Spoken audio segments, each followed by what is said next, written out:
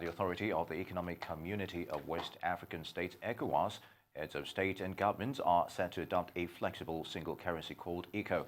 It will be issued as early as January next year. The new currency could replace the Naira.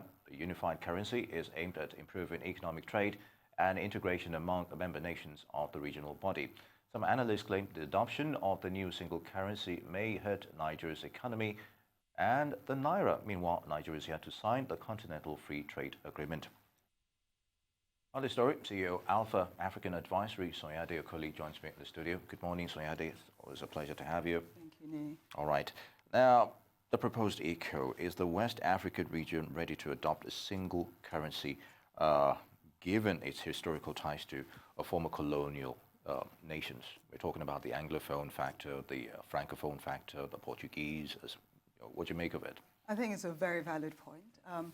As you already know, of the West African countries, so there are 15 in ECOWAS, and about 8 of them are already part of essentially the Francophone West African community. Indeed. And they use the CFA. And that's been going on, and working well enough.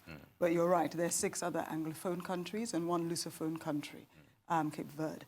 So I guess your point is how readily can we come together? Yeah. Well, the way I look at it, let's even just take a couple of Anglophone countries, somewhere like Nigeria. It's massive, 200 million people, very diverse, still struggling for all these different groups to come on one page.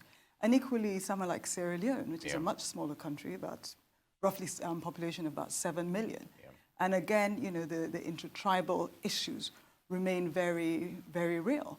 And these are individual countries. So when we all start trying to come together, and then, as you said, when we look at having been colonized by different countries. So if you take, for example, the French colonial strategy was really about a cultural colonization. Indeed. Whereas the Great Britain was more an economic colonization. So even what these colonial masters were trying to achieve were 2 different things. So personally, I don't feel that we're quite ready to all come together for this one currency now. Yeah, indeed. I guess probably the deadline of January 2020, how realistic is that? I guess you probably just answered that question. I think with your facial expression as you're asking the question, I think all know. We know the environment in which we operate and the challenges of executing large projects, complex projects. Indeed. What is it today, 2nd of July? Yeah. So in 6 months. I think we all know it's highly unlikely. There are certain things you need to have done to be able to achieve that. So even if we take, for example, the euro, the countries that started it, because I think it was maybe about 11 countries that came together initially. Indeed, yeah. And they had the euro before they then issued the notes and the coins, etc., which happened about 3 years later. So they're leading indicators that are required to be in place for us to effectively have this currency by 2020. And those leading indicators are not yet in place. Very good. Now, wouldn't giving up the Naira be seen as losing our economic sovereignty as an independent nation, you think? Well, what we all need to get a better understanding of how it's all going to be managed, but you're right. So, for example, with the CFA, you have essentially one West African central bank. Indeed. And that's tied to the euro. And everything is linked. So you'd expect that if we're having one currency, we'll have one central bank. And, our economies are so diverse. Nigeria is about 75% of the GDP of the region. So I know that some other countries will feel very, or shall we say, intimidated by Nigeria. So, no, I can even see the scenario with other regions where we have learned lessons. Have we actually learned lessons from the complexities of Brexit regarding the EU in that region? The pound, the UK never gave up the pound, if you remember that.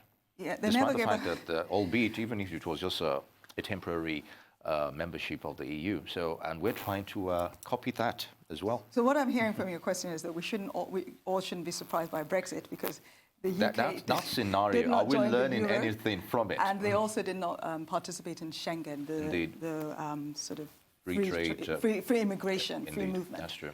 I would hope and expect that those involved in the ECO project would have been learning from, what her, essentially all the experiences from the euro.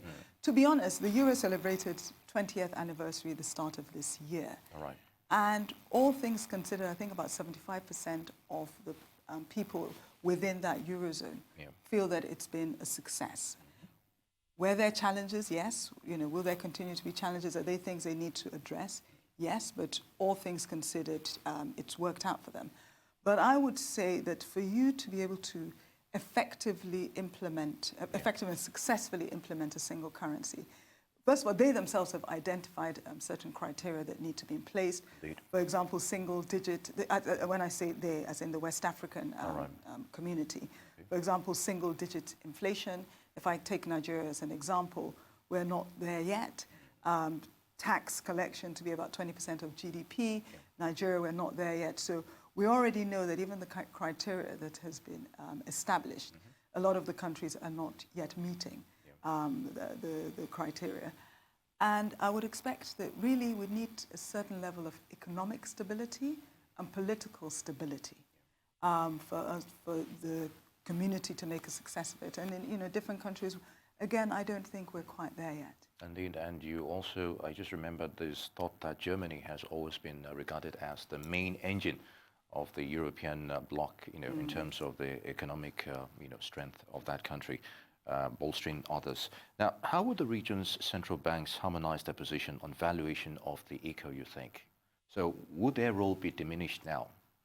Well, if there's a single currency, then you expect to have one single central bank. Yeah. Of course, the local central banks, they'll have, you're right, diminished roles, because certainly they're not looking to set monetary policy for their currency, because that will be set centrally.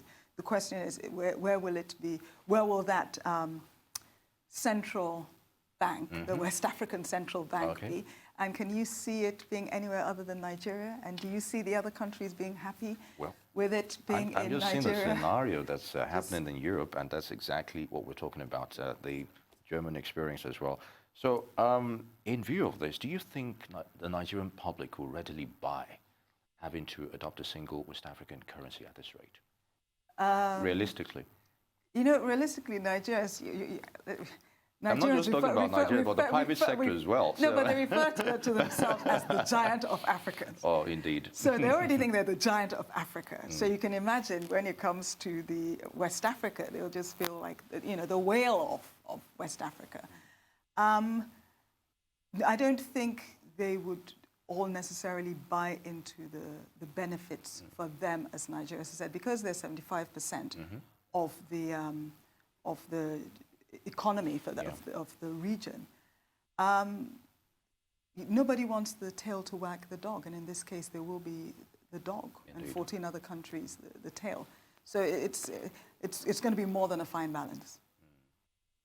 All right, briefly and in 30 seconds, what are the major benefits of having a single currency? Yes, we've talked about the demerits here and there, challenges. So what do you make of it? Trade. It really is. I think the main focus is about trade and enabling the different countries to be able to trade with each other more readily. All right.